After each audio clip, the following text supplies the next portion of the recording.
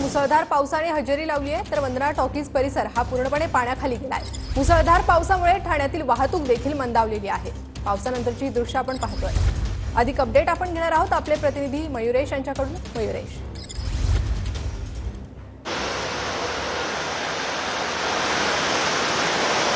आपण जर बघितलं ठाण्यामध्ये सकाळपासूनच पावसाची जोरदार बॅटिंग ह्या ठिकाणी सुरू आहे। मी सध्या ठाण्यातील वंदना डेपो जवळ आहे आणि ह्या वंदना डेपो जवळ आपण जर बघितला हा मुख्य रस्ता आहे आणि हा मुख्य रस्ता पूर्णपणे पाण्याखाली गेला आहे।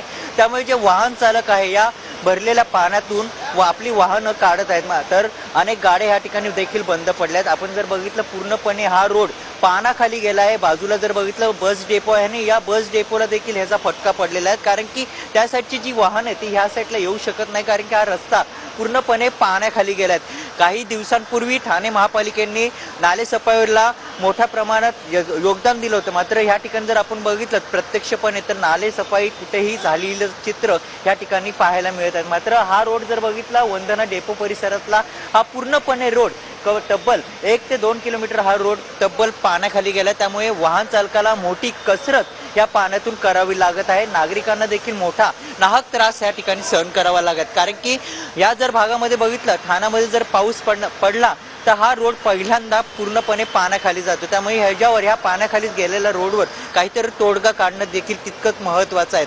मात्र या ठिकाणी जर आपण बघितलं काही रिक्षा चालक आहेत ते त्यांना देखील नाहक त्रास सहन करावा लागेल। या ठिकाणी जर रिक्षा बघितली ती पाण्याखाली गेल्या नाही, ती बंद पडली आहे, त्यामुळे जे वाहन चालक आहेत त्यांना देखील तो त्रास सहन करावा लागेल। नागरिकांना ह्या पाण्यातून प्रवास करावा लागत आहे। सविस्तर माहितीसाठी